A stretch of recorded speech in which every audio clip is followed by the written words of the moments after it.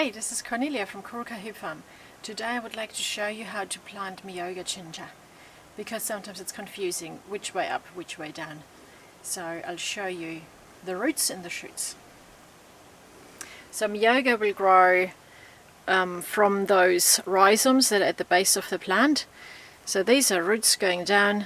This is where a shoot has come up from last year, and this is where it has the growing buds for the growth this year. So it might also look something like this. So there's some roots down here, some shoots on this end. Sometimes one end is a bit soft. That's where the flower, the bud has grown out, which are the edible parts of the Myoga ginger, and that's totally fine to have that. And you know, even a piece like this without any visible roots will grow quite nicely, because it has nice shoots here along all of these nodes. So I've got a few pieces, so you'll receive a piece similar to these ones when you place your order on our website. So when you want to plant them, you want to put these parts quite shallow, around 5 centimeters below the soil, and these ones sticking down into the soil.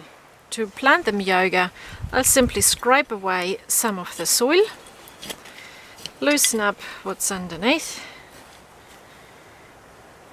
I'll put the Myoga in the right way with the roots facing down, the shoots along horizontally to the soil line, and then I add a generous handful of compost around the plant. So this is a mixture of vermicast and Johnson C, so it even has some fungal mycelium strands in here. This is from the Johnson C bioreactor compost, and we also added some vermicast. And then I gently add back the soil again, and I quite often like to just mark it where I planted this with a little stick before I go on and plant the next one. So just next to it I make my next hole, get the roots facing down, trying not to damage them, adding a handful of compost and putting the soil back over it. In the end I'm gonna mulch it with a generous application of some wood chips.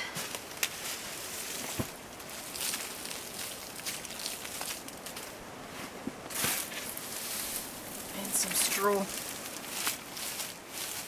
Tucking them in.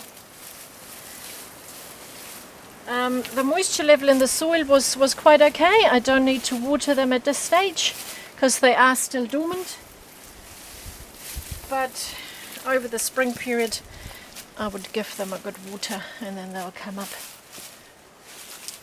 No, I don't need the sticks anymore. And that's it.